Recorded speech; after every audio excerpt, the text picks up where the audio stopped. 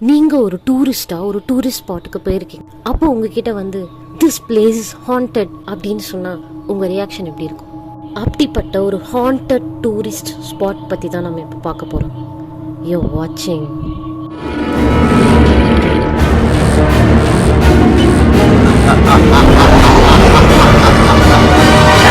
ஒரு கதை சொல்லவா? பங்கார் ஃபோர்ட் ராஜஸ்தான்ல இருக்கிற மோஸ்ட் ஹாண்டட் பிளேஸ்ல இதுவும் ஒண்ணுன்னு உங்க எத்தனை பேருக்கு தெரியும்? நம்மளுக்கே 4 நாளைக்கு முன்னாடி தான் தெரியும். ஆனா கொஞ்சம் சும்மா இருயா, மனப்பாடம் பண்ணி ஓட்டிக்கிட்டு இருக்கேன். பல்லு 17th செஞ்சுரியில ராஜா மாதோ சிங் அப்படின்ற ஒரு முகல் ஜெனரலால கட்டப்பட்ட இந்த பங்கார் ஃபோர்ட் ஆல்வார் அப்படின்ற ஒரு டிஸ்ட்ரிக்ட்ல ராஜஸ்தான்ல இருக்கு. இந்தியால இருக்கிற மோஸ்ட் ஹாண்டட் பிளேசஸ்ல இந்த பங்கார் ஃபோர்ட் ஒண்ணுன்னு இன்னைக்கு வரைக்கும் எல்லாராலையும் நம்பப்படுது. இப்போ இந்த பங்கார் கோட்டையோட மர்ம கதைய, அந்த கதை நடந்த காலகட்டத்துக்கே போய் பார்க்க போறோம். இந்த நகரம் எவராலும் வாழ முடியாத நகரமா மாறும். கூடிய விரைவில் இந்த நகரம் அழியும்.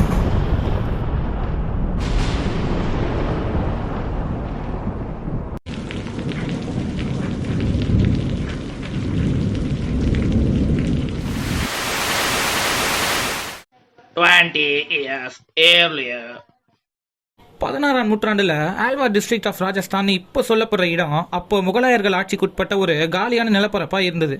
துறவிகள் தியானம் பண்றக்கூடிய ஒரு மகத்தான இடமா இருந்தது. அங்கிருந்து அப்படியே 75 மைல் தள்ளி ஜெய்ப்பூர் பேலஸ்ல king of Jaipur state Raja Madhav Singh balcony மாதிரி ஒரு இடத்துல நின்றுக்கிட்டு ஏதோ யோசிச்சுட்டு இருக்காரு. அப்ப என்ன ஏதோ ஆழமா யோசிச்சுட்டு இருக்கீங்க அப்படின்னு ஒரு குரல். யாருன்னு பார்த்தா ராஜா மாதவ் சிங்கோட ஒய்ஃப். எத்தனாவது ஒய்ஃப்லாம் தெரியல, ஆனா ஒய்ஃப் பேரு சுந்தவட்சி.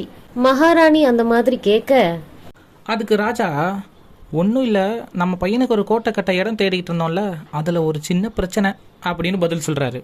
கோட்டை கட்டுறதுக்கு சரியான இடம் எதுவும் அமையலையா அப்படின்னு மகாராணி கேட்க, அதெல்லாம் பறந்த நிலப்பரப்பு கிடைச்சிருச்சு, ஆனா அந்த நிலப்பரப்பு முனிவர்கள் தியானம் பண்ற இடமா இருக்கு, அதனால தான் என்ன செய்யறதுன்னு யோசிச்சுக்கிட்டு இருக்கேன் அப்படின்னு அரசர் பதில் சொல்றாரு.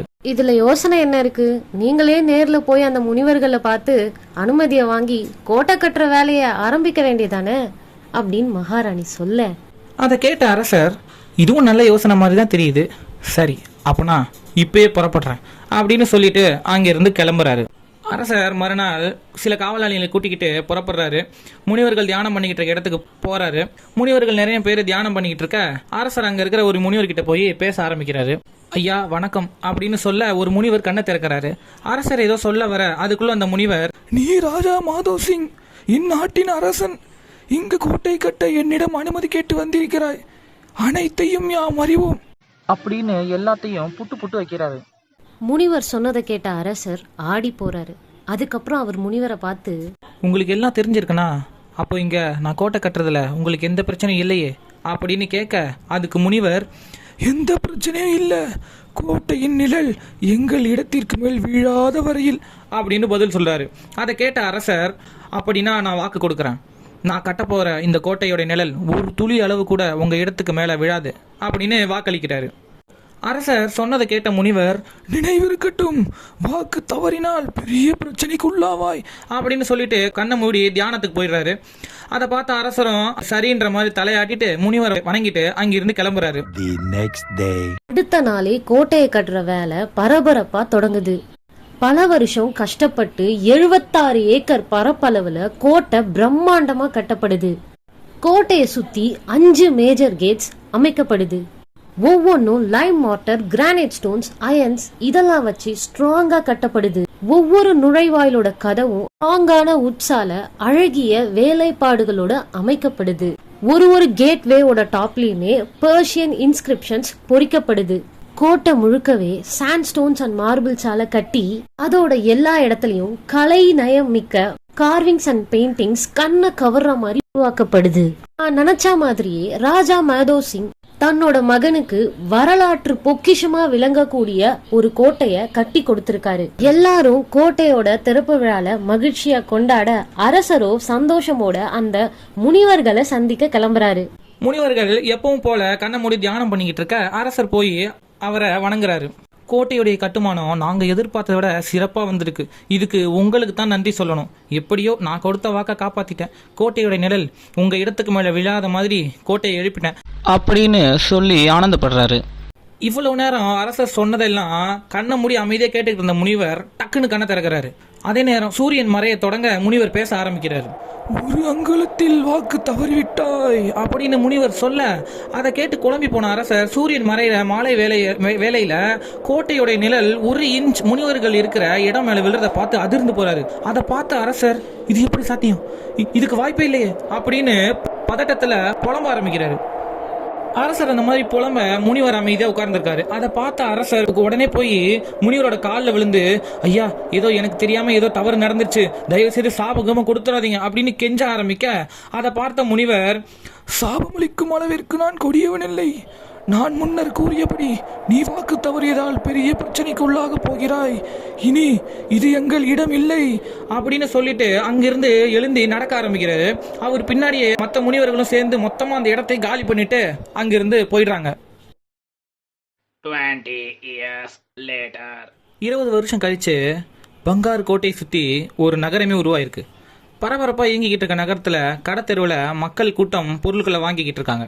அப்ப ஹே, அவனை பாருங்களேன், ஒரு வீரனை போல கம்பீரமா இருக்கான்ல அப்படின்னு ஒரு பெண் குரல் கேக்குது. யாருன்னு பார்த்தா பணிப்பெண்கள். ஒரு பணிப்பெண் இத சொல்ல அதை கேட்ட இன்னொரு பெண், ஹே என்னடி காதல் வலையில விழுந்துட்ட போல, இளவரசி இவளை என்னன்னு கேளுங்க அப்படின்னு சொல்லிட்டு பக்கத்துல திரும்பினா இளவரசிய காணும். பணிப்பெண்கள் இங்கேயும் அங்கேயும் சுத்தி முத்தி பார்க்க தூரத்துல ஒரு ஆட்டுக்குட்டிய பயமுறுத்துற மாதிரி ஒரு நாய் கொலைச்சுக்கிட்டு இருக்கு. அப்போ ஒரு பொண்ணு ஓடி வந்து அந்த ஆட்டுக்குட்டிய தூக்குறா. அவள் ஆளை மயக்கும் கண்களுடன், எப்படிப்பட்ட ஆண்களையும் வீழ வைக்கும் சிரிப்புடன், ஆடவர்களை சுண்டி இழுக்கும் காந்த குரலுடன், கட்டுடல் மேனியுடன், மறுபடியும் மறுபடியும் பார்க்க தூண்டும் அழகிய முகத்துடன், மொத்தத்தில் கட்டிடம் காளைகளை கட்டி இழுக்கும் கன்னியாய் அவள் காட்சியளிக்கிறாள். இந்த பேரழகிதான் இந்நகரத்தின் இளவரசி ரத்னாவதி. இளவரசி ரத்னாவதியை பார்த்த தோழிகள் கிட்ட வராங்க. அப்போ அந்த நாய் மறுபடியும் குறைக்க அதை பார்த்த தோழிகள்ல ஒருத்தி, சி போ நாய அப்படின்னு ஒரு எத்து விட அந்த நாய் ஓடியே போகுது. இன்னொரு தோழி இளவரசி கிட்ட போய், என்னாச்சு இளவரசி, உங்களுக்கு எதுவும் ஆகலையே அப்படின்னு கேட்க, இல்ல எனக்கு ஒன்னும் ஆகலன்னு இளவரசி பதில் சொல்றாங்க. அப்படியே பேசிக்கிட்டே ஆட்டுக்குட்டியை கொஞ்சிக்கிட்டே இளவரசி நடக்க ஆரம்பிக்கிறாங்க. இளவரசியும் தோழியும் இந்த மாதிரி நடந்து போய்கிட்டு இருக்க அங்கிருந்து அப்படியே கொஞ்சம் தூரம் தள்ளி நகர எல்லையில காவலாளிகள் காவல் காத்துக்கிட்டு இருக்காங்க. அப்ப அங்க ஒருத்தன் வர்றான். அவன் நகர எல்லைக்குள்ள கால் எடுத்து வைக்க அடுத்த நிமிஷம் பலமா காத்தடிக்குது, மரம் எல்லாம் ஆடுது, மாடுகள் மிரளுது, நாய்கள்லாம் தெரிச்சு ஓடுது.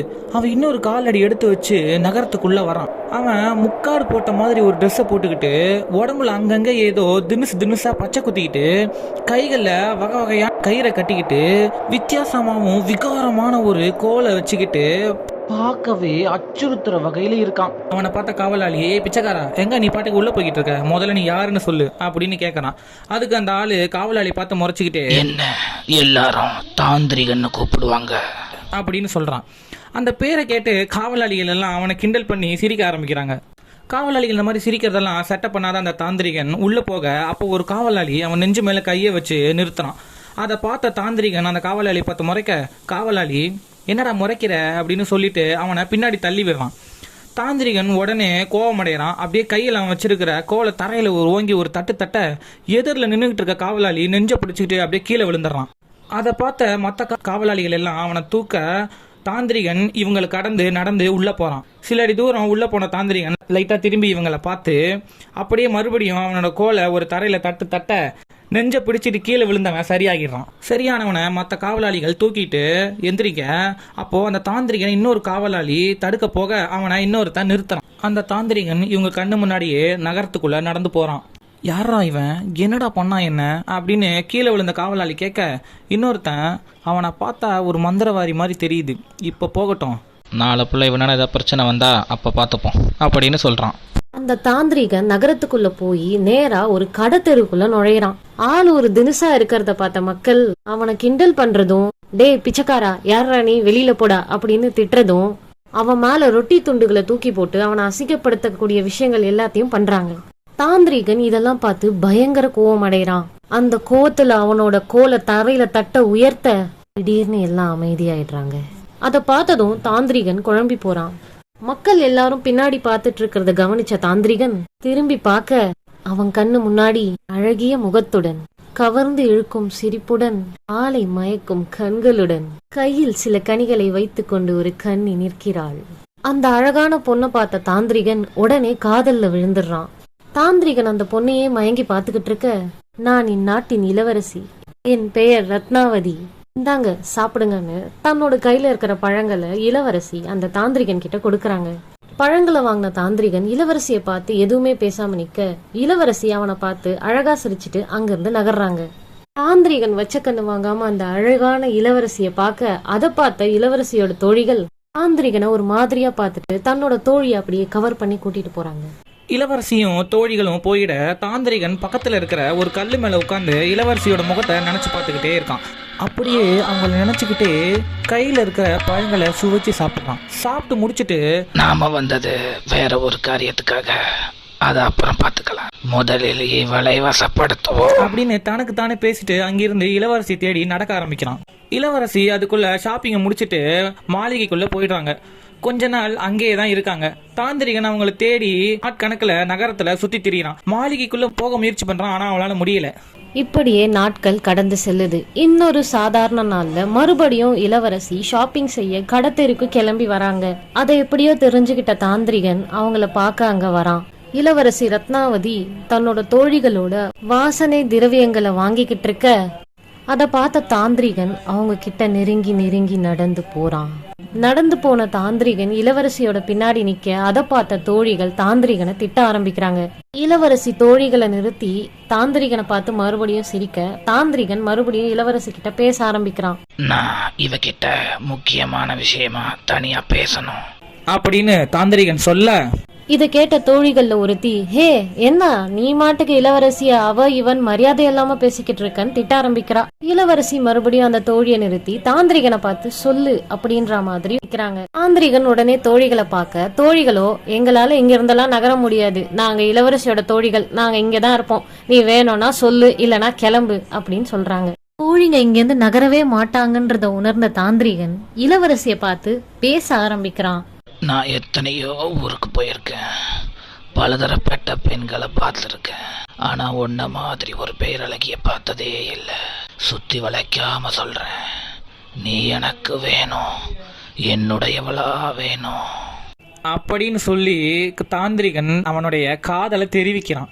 இவன் சொன்னதை கேட்டதும் பக்கத்துல இருக்கிற தோழிகள் கடும் கோவத்துக்கு ஆளாகி அவனை திட்ட ஆரம்பிக்க, இளவரசி சிரிச்சுக்கிட்டே தோழிகளை நிறுத்த, கோவமான தோழிகள், என்ன இளவரசி இவன் மாட்டுக்கு பேசிக்கிட்டே போறான், நீங்களும் என்னடானா எங்களை நிறுத்துறீங்க, என்னது இதெல்லாம் அப்படின்னு ஆத்திரம் அடைறாங்க. இளவரசி தோழிகளை பார்த்து பொறுமையா இருங்க அப்படின்னு சொல்லிட்டு தாந்திரிகனை பார்த்து இப்பதான் பேசவே ஆரம்பிக்கிறாங்க. தாந்திரிகன் கிட்ட இளவரசி தன்னுடைய சிச்சுவேஷனை சொல்லி தன்மையா பேசி அவனுக்கு புரிய வைக்க முயற்சி பண்றாங்க. இளவரசி பேசுனதெல்லாம் கேட்ட தாந்திரிகன் ஒரு கட்டத்துல, உன்னை நான் அடையாம விட மாட்டேன் அப்படின்னு பேச ஆரம்பிக்க, அதை பார்த்த தோழிகள் கூச்சலிட, அதை பார்த்த தாந்திரிகன், சும்மா கத்தாத அப்படின்னு தோழிகளை பார்த்து கத்துறான். தாந்திரிகன் அந்த மாதிரி கத்த, அந்த சத்தத்துல பயந்த தோழிகள் கப்பு சிப்புன்னு ஆக தாந்திரிகன் மறுபடியும் பேச ஆரம்பிக்கிறான். இந்த தாந்திரிகன் நினைச்சதை அடையாம விட்டதா சரித்திரமே கிடையாது அப்படின்னு சொல்லிட்டு இளவரசியோட கைய பிடிக்கிறான். இளவரசி கைய பிடிச்சதும் இளவரசி கூச்சல் போட, அங்கிருந்த மக்களும் காவலாளிகளும் உடனடியா அந்த இடத்துக்கு வந்துடுறாங்க. மக்கள் கூட்டம் கையில இருக்கிற கற்களை எடுத்து தாந்திரிகன் மேல வீச, அங்க வந்த காவலாளிகளோ ஈட்டியால அவன் புறமண்டையில அடிச்சு அவனை வீழ்த்துறாங்க. ஏண்டா பின்னாடி ஏதாவது பிரச்சனை பண்ணா பாத்துக்கலாம்னு விட்டா எங்க இளவரசியவே ஆசைப்படுறியா அப்படின்னு ஒரு காவலாளி சொல்லிக்கிட்டு எல்லாரும் சேர்ந்து அவனை இழுத்துட்டு போறாங்க.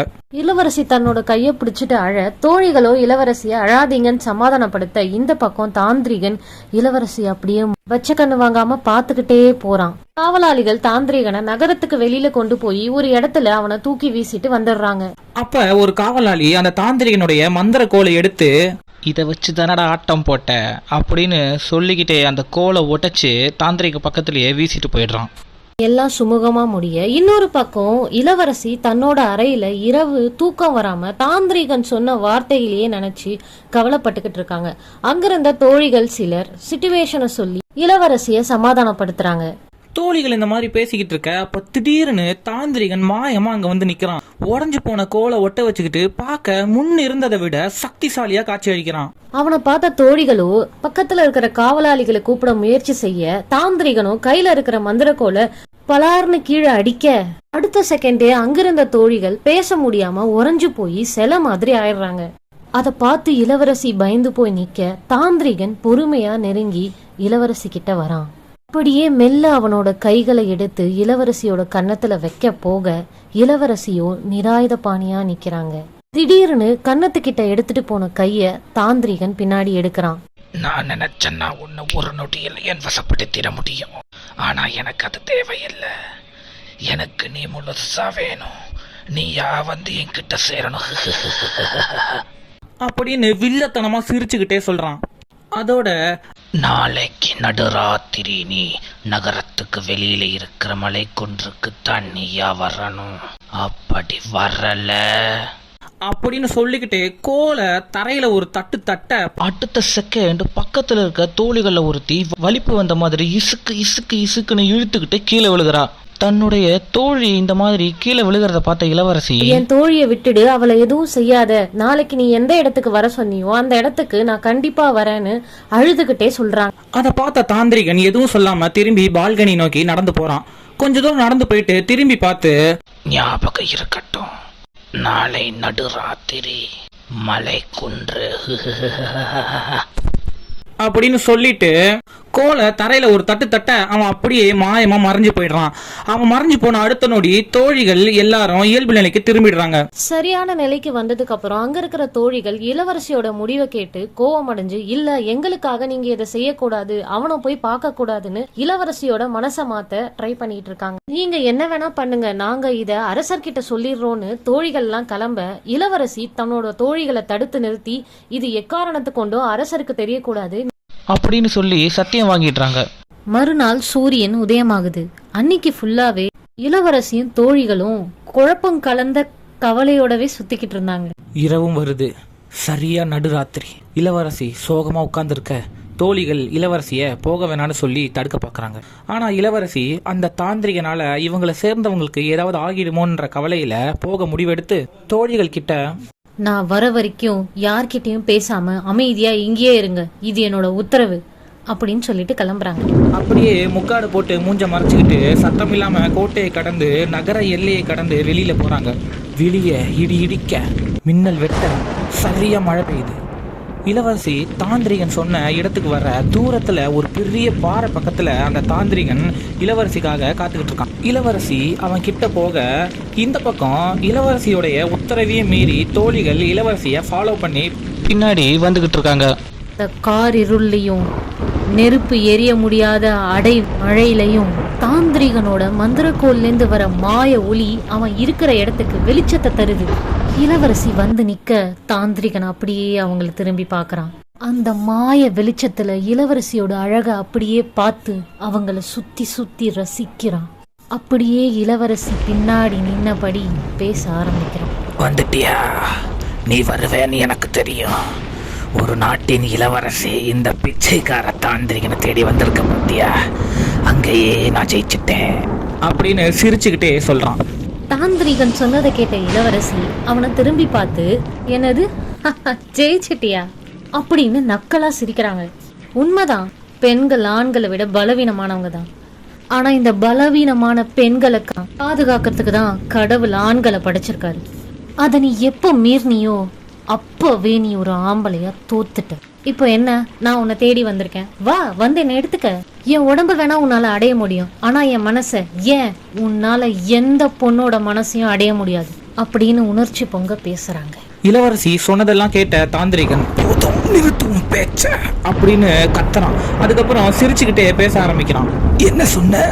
உன் மனசு அடைய முடியாதா அப்படின்னு சொல்லிக்கிட்டே அவனுடைய மந்திரக்கோலை சுத்திக்கிட்டே ஏதோ மந்திரம் போடுறான். இளவரசி குழப்பத்தோட பார்த்துட்டு இருக்க தாந்திரிகன் மறுபடியும் சிரிச்சுக்கிட்டே பேசுறான். இப்ப இந்த மந்திரத்தை உன் மேல போட போறேன். அதுக்கப்புறம் உன் மனசுல என் மேல ஒரு காதல் மலரும். காம உணர்ச்சி பெருக்கெடுத்து நீயா வந்து என் மேல விழுந்து கட்டி தழுவி இன்னும் என்னென்னவோ பண்ண போற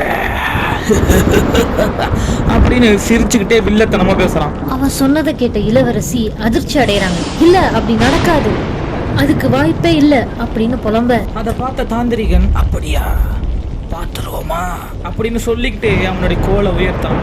அவனோட கோலை உயர்த்தி இளவரசியை நோக்கி மந்திரத்தை போடுறான். மந்திரத்தை உச்சரிச்சு சக்தியை கோல்ல ஏற்றி இளவரசியை நோக்கி செலுத்த, அப்ப சரியா இளவரசியை ஃபாலோ பண்ணி வந்த தோழிகளை ஒருத்தி தாந்திரிகனோட கால் சென்டர்ல ஒரு எத்து விட அவனுடைய குறி மிஸ் ஆகி பின்னாடி இருந்த பெரிய பாறை மேல மந்திரம் பாஞ்சிருது. தாந்திரிகன் கீழே பிடிச்சுக்கிட்டு அப்படியே விழ தோழிகள் இளவரசி கிட்ட போக, அதே நேரம் வேலை செஞ்சு பாறை உருண்டு தாந்திரிகனை நோக்கி வர ஆரம்பிக்குது. தோழிகள் அதை பார்த்துட்டு இளவரசி நைசா அந்த பக்கம் தள்ளிட்டு போ. அந்த பாறை நேரா தாந்திரிகனை நோக்கி வருது. கீழே விழுந்து கிடந்த தாந்திரிகன் அதை பார்த்து தட்டு தடுமாறி எந்திரிச்சு ஓடுறான். கட்டத்துல தாந்திரிகன் தடுமாறி கீழே விழ இந்த பாறை ஒரு மேடுல ஏறி அப்படியே பறந்து வந்து அவன் மேல விழுந்து அவனை அப்படியே நசுக்குது. இளவரசியின் தோழிகளும் அப்படியே அது கிட்ட வந்து பாறை கடியில விழுந்து நசுங்கிக்கிட்டு இருக்கிற தாந்திரிகனை பாக்குறாங்க. எப்படியோ பொம்பளை பொறுக்கி செத்துட்டான் இளவரசி அப்படின்னு ஒரு தோழி சொல்ல, அப்படியே எல்லா தோழிகளும் இளவரசியை கூட்டிட்டு நகரத்தை நோக்கி ஓடுறாங்க. திடீர்னு தாந்திரிகன் முழிக்கிறான். இளவரசியும் தோழிகளும் நகரத்தை நோக்கி போய்கிட்டு இருக்கிறத பார்த்து வாயில ரத்தம் ஒழுக ஒழுக ஏதோ மந்திரம் போடுறான். அப்படியே அவனுடைய உடைஞ்ச கோலை நகரத்தை நோக்கி காமிச்சு சக்தியை வெளிப்படுத்துறான். இறுதியா அந்த நகரத்தை பார்த்து, இந்த நகரம் எவராலும் வாழ முடியாத நகரமா மாறும். கூடிய விரைவில் இந்த நகரம் அழியும் அப்படின்னு சொல்லிட்டு செத்து போயிடுறான்.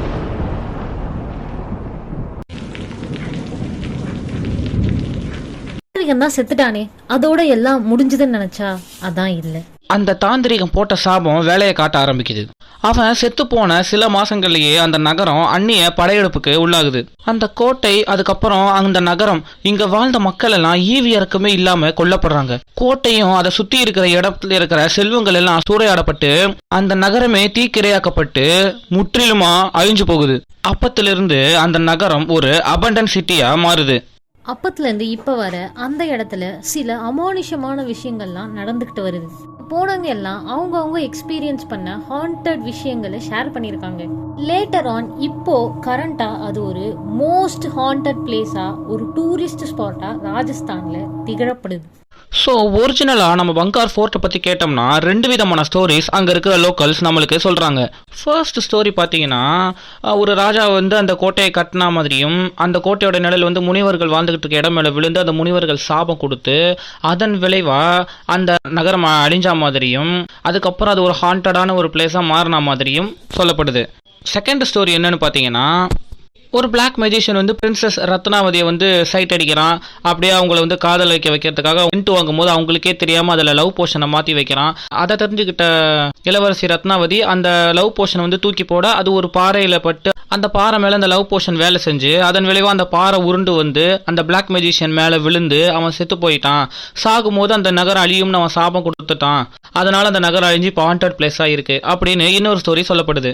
இப்போ நீங்க பார்த்த இந்த பதிவில் நாங்க அந்த லோக்கல்ஸால சொல்லப்பட்ட 2 ஸ்டோரியும் மெர்ஜ் பண்ணி அதுக்குள்ள எங்களுடைய கற்பனையை புகுத்தி ஒரு ஃபிக்ஷன் ஸ்டோரியா தான் நாங்க ப்ரெசென்ட் பண்ணியிருக்கோம்.